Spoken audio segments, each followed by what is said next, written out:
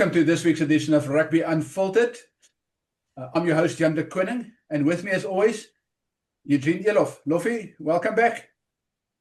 Hi, Jan. Thanks. Great to be back. And I'm very excited because we got one of the top international referees and a friend of mine, Freek Burger, who's totally underutilized in this country with his interpretation and understanding of the laws and taking the laws to the players and the coaches. So, yeah, Freek, it's good to see you. He doesn't look a year older than I saw him last time, but it's lekker to be on the show with you. Thank you, Loffie. Much appreciated. And as I've said, it's not an easy job. The referee is not an easy job, but let's talk about it. The one question that bugs me is we always speak about laws and then the clever people talk about interpretation. Freek, that shouldn't be interpretation. You apply the laws. Am I correct? I'm talking about the word application. You should apply the law. How do you apply the law? Because if you talk about interpretation, you've got a French referee, Italian referee, German referee, South African referee, all with different interpretations. But it's an application. That is the answer. They must find an application of the law. How do you apply the law? Eugene, what for you grieves you most? Maybe Freek, we can start this way. As a coach, what used to bug you the most? And we're not attacking the referees. Let's make it pretty clear. We're not attacking referees. We're trying to clear this up because there's this whole debate about the possible law changes and stuff. What aggrieved you most, Eugene?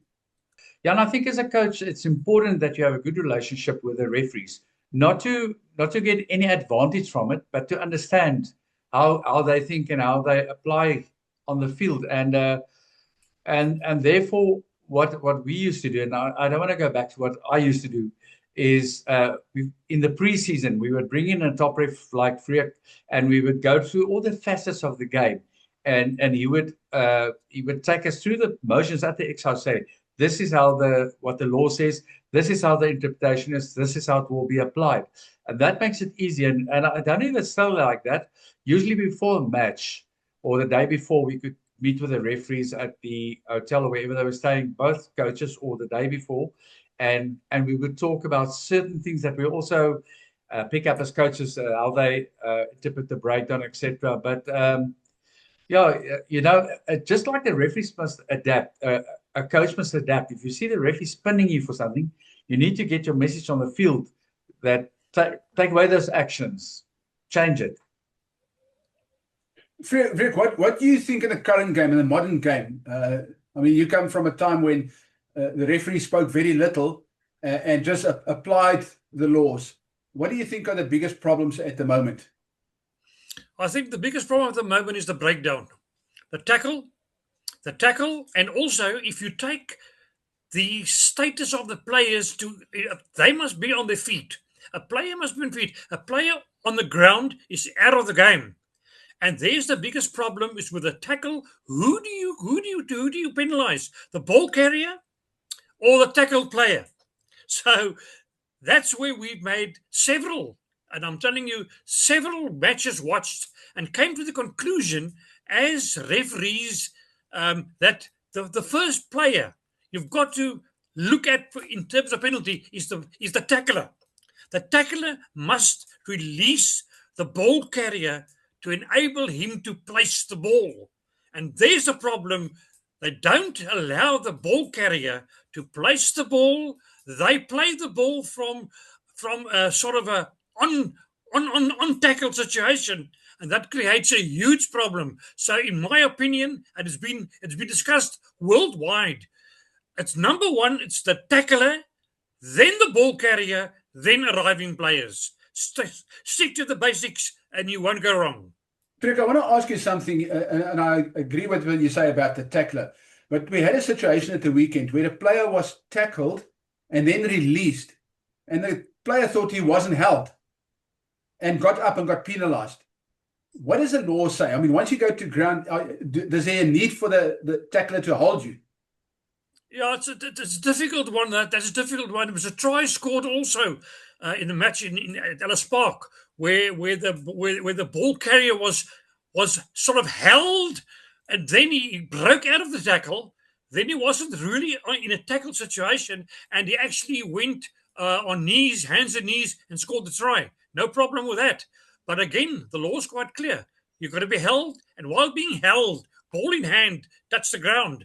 So that's a difficult one, and sometimes it's a very quick call. But when you get to the normal tackles, it's quite clear that the player on the ground holding the ball must be given a chance, opportunity to place the ball, to give the tackler a chance to play the ball, but he's got to be on his feet and not covering the ball.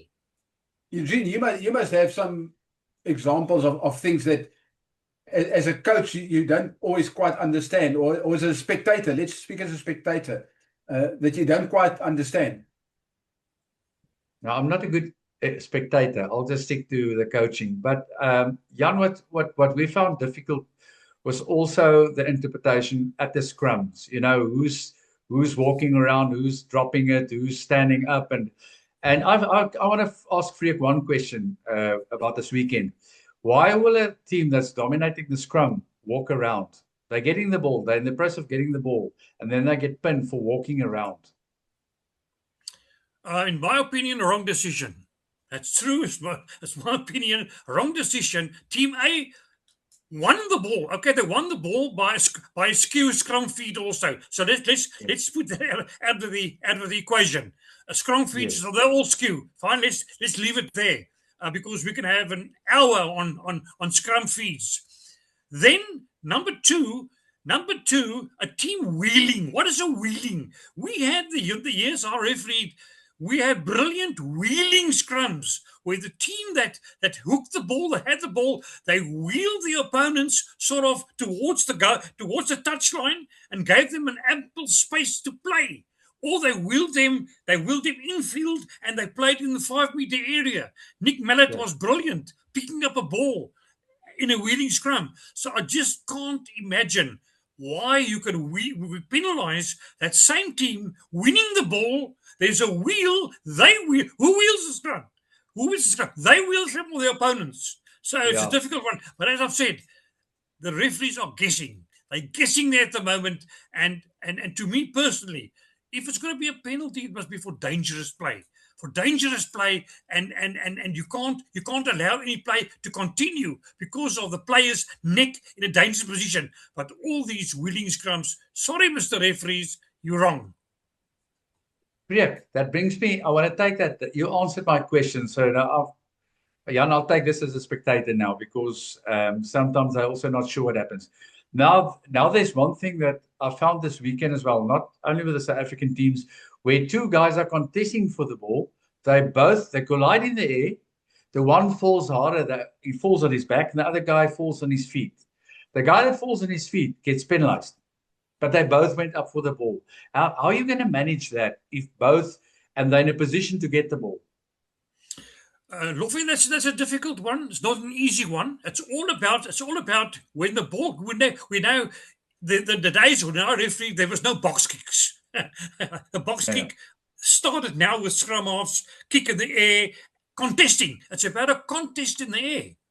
It's about a contest in the air, and your timing as the opponent must be brilliant. Otherwise, if you can't contest the ball, you sort of not on the same height as say for instance the kicker of the ball's player that's in the air. You've got to get away. Sorry, Meister, you've got to get away. I've got an excellent clip I normally show Kwagga Smith at Ellis Park when the Lions played Canterbury, everybody there, he got red carded there for being in the air. So unfortunately, that's a difficult one. But when I get to players or to get to coaches, I just tell them if the player must decide, I can't contest, I've got to get away. So that will leave him. The ball carrier catches the ball, he comes to ground, then you tackle. But if you're going to take the chance of being in the air with a tackler, with a ball carrier, you've got to be very, very careful not to touch him or to play him in the air. Rick, I want to ask you, I mean, we've touched on the scrums and the aerial kick. It's a lot of people have now, and we spoke to Rassie last week, and he was quite vocal about this. There's this move, and we're having a meeting later this month in London where they're going to speak about the possible law changes for the World Cup next year. One of the things they want to bring back is the escort. When a guy kicks the ball, they want to bring back the escort. They're trying to eliminate, because I'm not sure if it's because South Africa is so good at it and we got such skillful players in the air. They're trying to protect the catcher like they used to. It's like I think Rassie used it as a glove. And I mean, that's legal or illegal obstruction. Why would you want to go back to that when there's a skill of contesting the ball in the air? Yeah, that's also a very difficult one. That if you kick the ball in the air, who's going to catch the ball? You're going to be quite sure. Player A or player B? Who's going to catch the ball? And his players, are they protecting him from the opponents can't get to the ball carrier? That's something that the referees must decide. But I reckon that the players must be in an onside position. If they're in an onside position, I'm happy. But the moment my player goes offside in a sort of a standing position, he's preventing the opponents from getting to the ball carrier. Then we can talk about that. But if they're all onside, I mean, it's difficult to penalise them. But I agree. But I think the main issue there again is you watch the moment there's a box kick, there's players in front of the kicker. There's players in front of the kicker, and that's the biggest problem at the moment also. It's almost not making decisions. And again, I want to emphasize, we're not attacking the referees. We are discussing events, incidents, and stuff. If a referee doesn't make a decision, if he doesn't penalise the skew feed at the scrum, if he doesn't penalise the player in front of the kicker, that's a non-decision that's causing the issue. No, sure, I agree with that. But normally you don't penalise a player just for being in an offside position unless he plays the ball or the obstruction opponent. But that's where we normally referee. If you obstruct the opponent and you play the ball, then you look at the penalty. Yeah, and then obviously there's we're going to probably have many of these discussions in the weeks to come. If Freek wants to stay on. But the reality is that even if the lineouts, I mean, there's half the time, I'm not sure if throwing the ball to the scrum half was the idea, because you see the ball, people contesting and the ball still going skew and the referee just doesn't blow it. That's another contentious issue where I almost feel like the referees are too scared to make decisions. I don't want to spoil their match now, but I'm telling you, you show me in the law book where a hooker throwing the ball can put his foot in the field of touch. It's law. It's a law. It's like scrum with a scrum feed. It's the law. It's right in writing.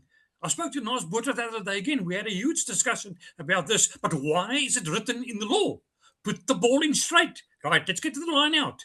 The hooker, he can't put his foot.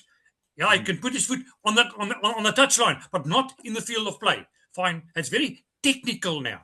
Number two, he can have a receiver. And now I'm telling you, you watch the game and the line out starts when the hooker throws in the ball. The moment he throws in the ball, the players peel off before the time, and they've got 2 receivers or 3 receivers, and making a huge difference when they get to the 5-yard penalty for that whole motion of them mauling, and the hooker normally scores the try. And also, it's the outside shoulder. We had a law change there, and they said, fine, if there's a ball being thrown in and the opponents don't compete, and it's a little bit skew, you play on. Brilliant. I'm happy with that. But if you don't compete, you let the opponents win the ball and you play. But as I've said, the line out also is a bone of contention because there's always sort of jumping across the line, over the line, and playing the play in the air, etc., etc. So also a situation that I've got to clean up. Eugene, you must have a few issues, and I know we're going to speak, and I want to ask Freek if he's going to keep joining us. It will be fun having him here, maybe shorter and discuss specific incidents. But Eugene, there must be stuff that irks you in the game. We've actually touched everything, and I agree 100%. a law is written, and then it must be executed. And it comes to the exactly what was said now. Freek said about the foot in the field, which is not ref anymore, and a scrum is putting the ball under the 8th man's feet. Which so where we're gonna say, okay, let's bend it a bit, let's stick to the law. Let's keep it simple. There's a lot of communication between players and coaches, refs on the field, which I think is too much. I think we must go to the basics. A captain speaks to the ref, and not every decision that he makes, because then it becomes like a soapy. Really, when there's critical things he needs to sort out or maybe communicate with the referee. Too many guys talking to the refs on the field. Jan, just interesting. I want to throw something just for discussion, which I reckon at this stage is one of the difficult part is the question of foul play, the question of a rugby incident, and the question of collision, and there with yellow cards and red cards and bunker and all these things, that is a huge problem. And also the new law with the tackle below the shoulder, that's going to be a huge problem from a law point of view. But as I've said, they must distinguish between a rugby incident and foul play.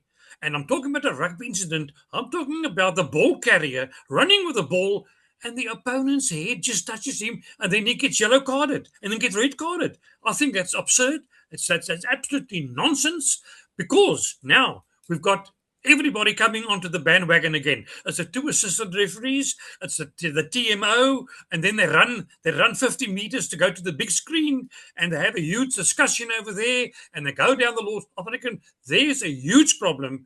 And I saw Saturday in the game, it was only a penalty. That's right, because that's a rugby incident.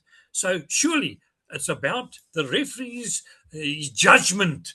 It's so important. His judgment in terms of what's foul play and what is a incident of law infringement with foul play and a rugby incident. I actually think that is a discussion on its own that we must have again with Freek, and we must combine that with player health. I agree. Yeah, I was just about to say, Eugene, maybe we keep the bulk of that discussion for next week. So, I mean, I need to go do a bit of homework about exactly what the application is, and maybe speak to somebody that Freek can explain that to us exactly what it is. So we'll keep that one for next week. Freek, hopefully we can twist your rubber arm again, and you can come and join us again next week. You're welcome. Thanks very much, Freek, and I enjoyed your discussion and I enjoy your insights. And Eugene, thank you very much for your insights.